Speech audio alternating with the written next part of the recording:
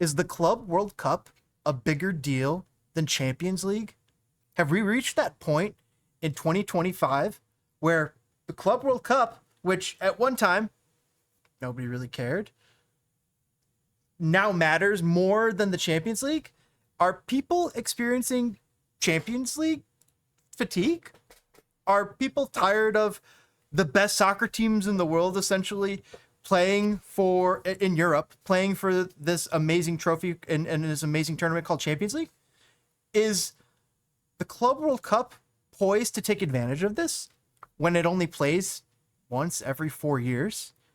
And what's interesting in this wrinkle is Chelsea now gets to wear on their jersey for the next 4 years a patch that declares them the Club World Cup champions. How great is that? To me, that sounds like a bigger deal than Champions League. Sure, at Champions League you get some recognition, sure, but for this to be on your team, on your jersey, on your kit for 4 years, that's incredible. How awesome! And then when you lose it, it might mean something for you to defend it and want to take it back. Watch out, world. Chelsea has declared themselves the Club World Cup champions. They are the best team in the world. Do you guys think that Chelsea is the best team in the world? Is it money that propelled them there? I mean, there was a funny tweet of a picture of like 3 different buses mashed together, and it was the Chelsea team. And that was the joke, and I was laughing about that. But surely, is that why Chelsea's the best team, or is it something else that makes Chelsea the best team? I'm curious to hear what you guys think, and I'm also curious about whether you guys agree that with me that the Club World Cup today, I think, is a bigger deal than the Champions League. Today, I think that is true today. The Champions League the past few years has certainly had fatigue. I don't know if you've experienced it as well. I've been loving my Chicago Fire. Maybe EPL fatigue. Is there soccer fatigue? Is there just fatigue in general? But beyond that, talking about Champions League, because right now Champions League has a product that, when you look at it in a comparison to the Club World Cup, it is a better product. You're getting better teams, but the magic that that used to lie in the Champions League, that does seem, and maybe it seems a bit muted now versus this Club World Cup, where teams from Brazil were doing well. You had teams from all over the world. Every league had almost every league area was represented with various teams. It was so cool in that regard to see some powerhouses taking on small minnows in the very truest sense of the word of those minnows versus powerhouses, big fish.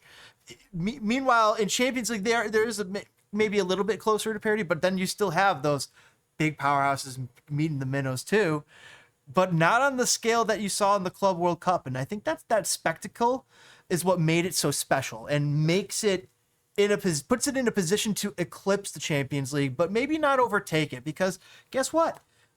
When is the next Club World Cup? Not next year, not the following year, not the year after that. Yep, that's 4 years away. So, and other soccer tournaments are going to come as we have the World Cup in America next year. Check out our video about that. We got a very cool video talking about past history and World Cups. Check that out here on Enemies of Fire. But when it comes to this with Champions League, it's just, I don't know. Things are, maybe it's the big teams also falling apart. Manchester United, these types of teams that are struggling, that used to be the big clubs. Well, you still got your Real Madrids, your Bayerns out there, but even Bayern has had their off year recently, right? So what it comes down to, though, is are people watching? What are people paying attention to? What is important? Not only that, but what is important to these teams? To me, it seems like it was actually important for Chelsea to get this. It seems like Chelsea knew that this was on the line and that they were able to put a golden emblem on their jersey for the next 4 years that basically stamps them as the best team in the league. And that is a great marketing tool. That is some marketing tool, especially when you are trying to sell tickets to places other than London.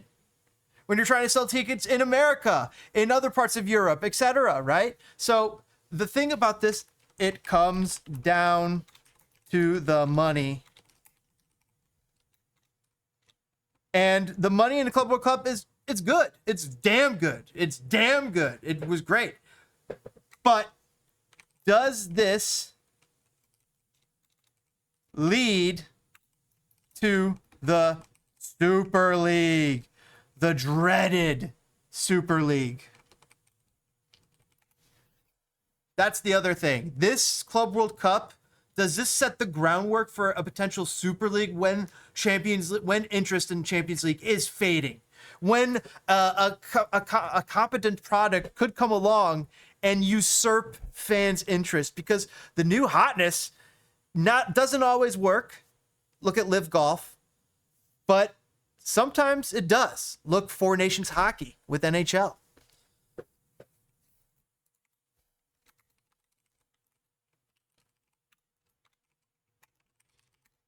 Because it's a spectacle. People love spectacles. That's what makes the World Cup a spectacle. And so therein lies the other inherent issue. If you want to make it a spectacle, how do you make it so special? Well, you separate it by 4 years. That's one way to do it.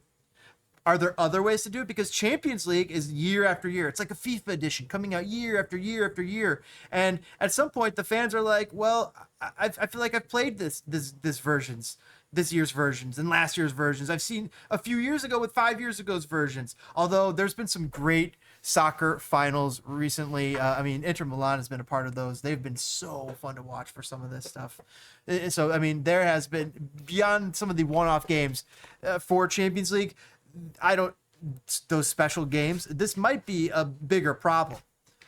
But how do you make it more special? How can you do that? Do you have to start incorporating a few teams from outside Champions League in UEFA? Maybe you incorporate the MLS champion. Maybe you incorporate the Brazilian champion. Maybe you incorporate the Saudi League champion. Go down the line of leagues. Of outside Europe UEFA leagues that you could potentially maybe import a few guests, kind of like they do for some of these very cool international tournaments that you see, right? When all of a sudden America's playing in the South American Leagues tournament, or Saudi Arabia is playing in an American tournament. So there's just these very interesting wrinkles that you could add that I think that they need to figure out, and they have the apparatuses, but they might not have the bravery to take the risks, and especially when you have such a cash cow as the Champions League. How do you risk that? But at the same time, that is growing. That meat stock that you're tending to is just growing smaller and smaller and smaller every year. How do you get it to grow again? How do you get it back to the plentiful years? That's the questions that these UEFA is asking. That's the question that the people who have organized the Club World Cup are asking. How do they get a bigger piece of the pie? Certainly makes you wonder. And I'm curious to hear what you guys think about it. What you guys think. Let me know in the comments. Love to read them. Thanks for hanging out here on Enemies of Fire. We'll catch you guys on the next one. Hit that like button if you like soccer content, and subscribe for more. We'll see you guys next time.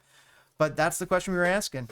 And I think it's true that the Club World Cup is a bigger deal than the Champions League today. I think it's going to stay that way. Champions League is maybe lost a little of its sheen, a little of its luster. How is it restored? I don't know. Maybe you guys got some ideas in the comments. Can't wait to read them. We'll see you guys next time.